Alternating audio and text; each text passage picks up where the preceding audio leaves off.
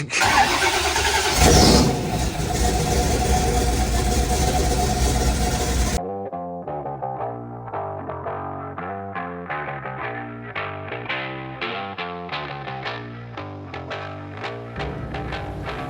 Motorsports Park, first testing of the year.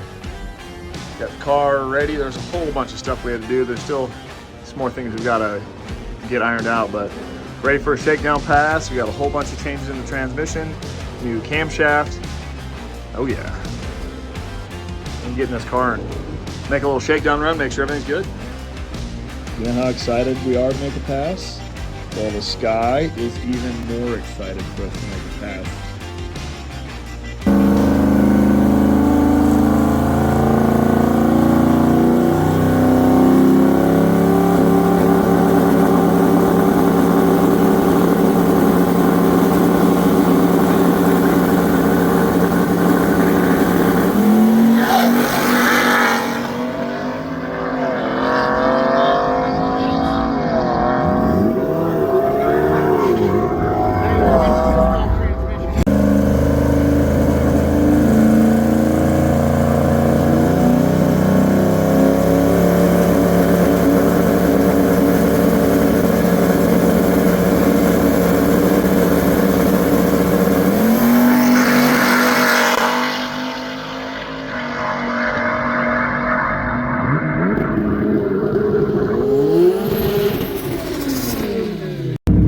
Alright everybody, we got some good news for you. I'm going to let Brooks go ahead and tell you.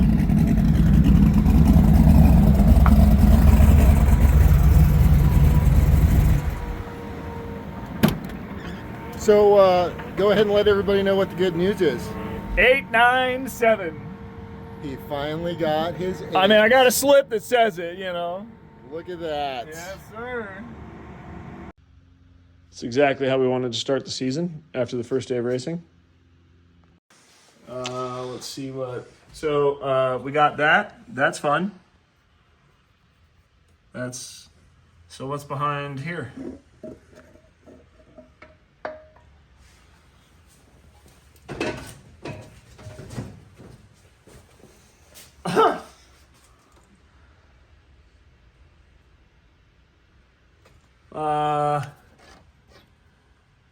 There's supposed to be a nut on there. Oh, that was banging around for a minute. Okay, where's the fucking nut at? Oh, here's a little piece of gasket. That's cool. Holy, how'd the nut get all the way over here? That's what was rattling around. Justin's like, hey, I hear something rattling. When did he say that? After the first pass. And how many more did you proceed to make? 3. Nice.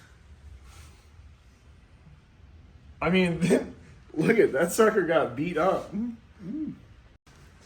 We're here to just make so much power or not enough power, it just came loose. So the first pass, I told Justin it was spicy, and it broke the tires loose. I'm willing to bet you that happened, and we're running on 7 cylinders, and that's because the second pass we went to make in the burnout box, it died. But you know what you can say now? You're faster than Tony at elevation on 7 cylinders, and he is on 8.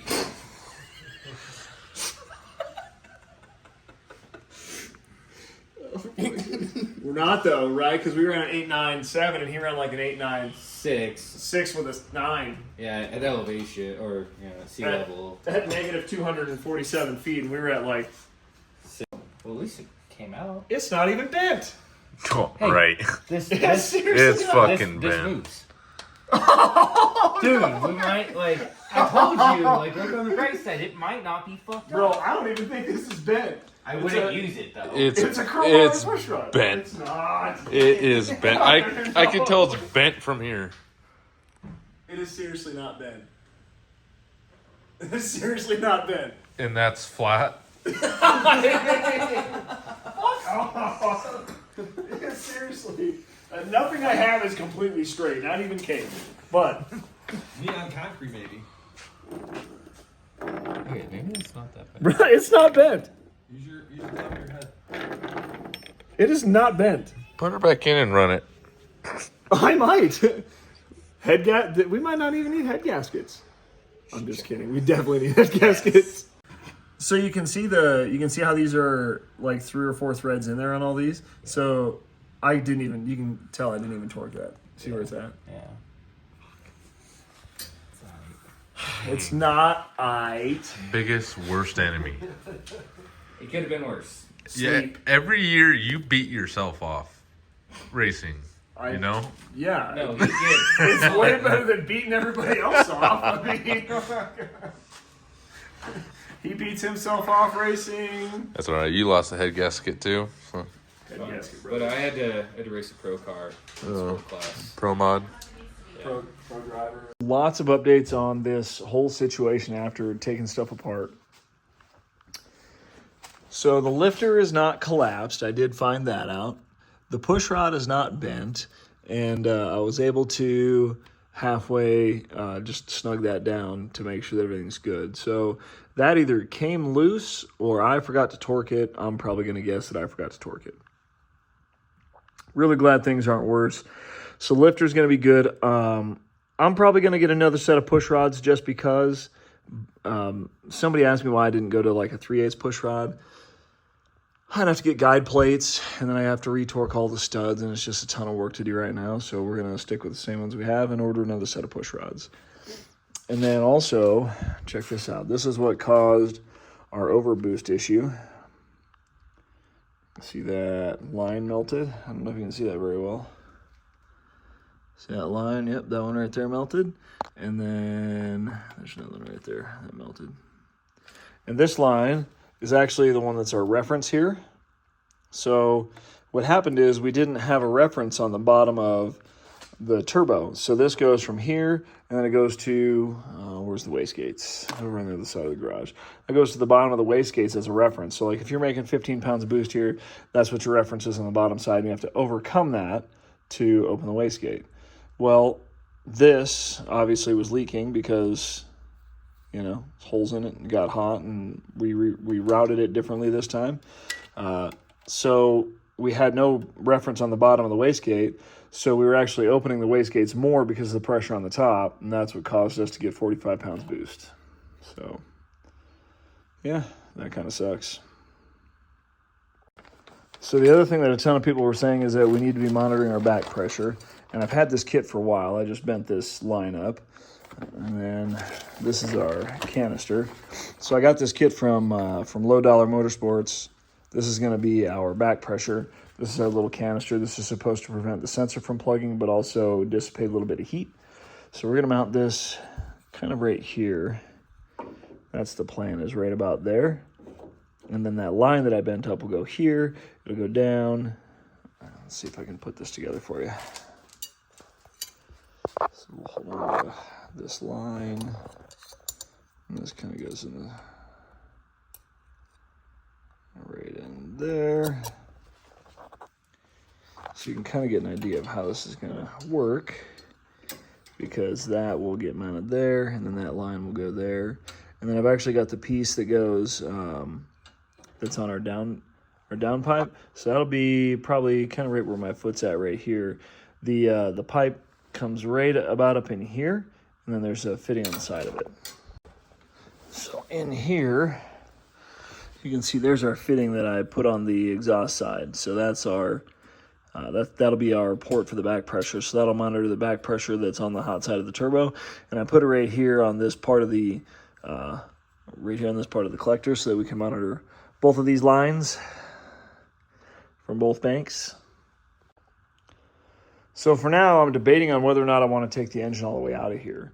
I think what I might do is just take the heads off where they sit, because as many people said, the reason that our transmission wasn't able to couple the converters because we were down on power. We were one cylinder down. So I'm going to take the heads off, bare minimum, and then I'm going to take those and get them checked and make sure the surface is flat. We'll check the gaskets. We'll make sure we didn't ruin the block surface and anything like that. And if the block surface is indeed hurt, then we'll take the rest of this stuff out and figure that out. We're going to have to move our Maven mount. So the hot side of our turbo kit ended up warping a little bit. So this mount needs to go this way and down just a hair. That way the flange for our turbo matches up with the flange on our hot side.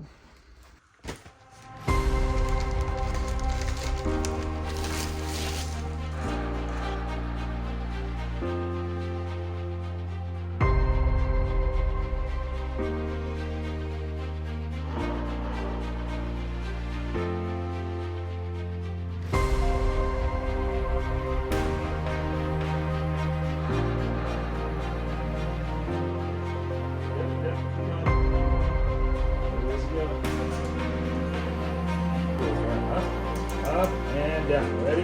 Hard, hard, hard. Ah. Now here, up. Pull, pull, pull, pull, pull. Oh, man. Up. Pull, pull, pull, pull, pull. Oh, yeah. All right. We're trying to put things back together, and we noticed that the gear on this was spinning a lot. So there's, it looks, I don't know, whatever that is, just a little crimp that they compress that steel with that holds this in place. Look at this. See how much movement we have on that plate?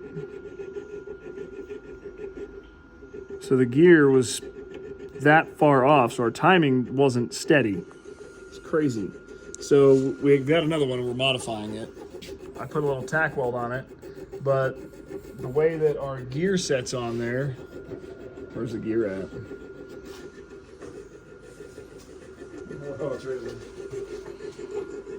So the way that this gear sits on there, you can see that there's an area that's clearanced out to sit around that specifically. So when you put it on there, it's supposed to sit. You see how far that was. The shaft's not turning. I'm holding a shaft with my hand down here. Look, I'm holding the shaft. It's not spinning, and we've got that much play.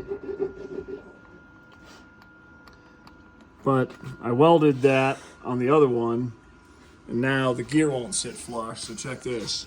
So we try to put the gear on. Blake's been working on this one, but you see how it doesn't really sit flush yet? So now we got to work on that.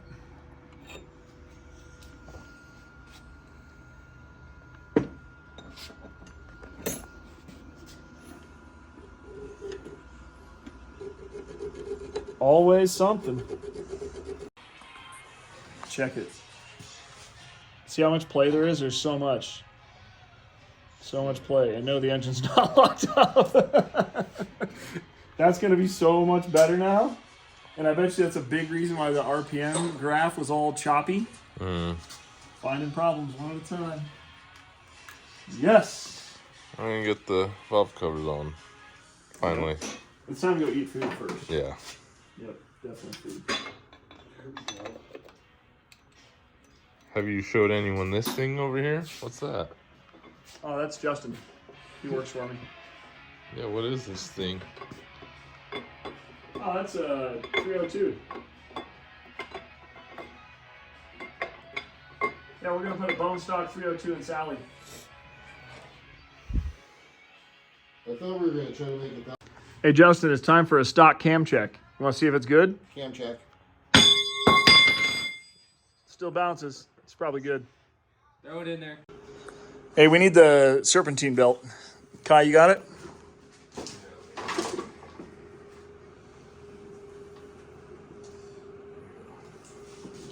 Looks like it. Oil is in it. Everything else is ready to rock. We're going to go ahead and crank this around to get some oil moving through stuff. And then we're going to give her first fire.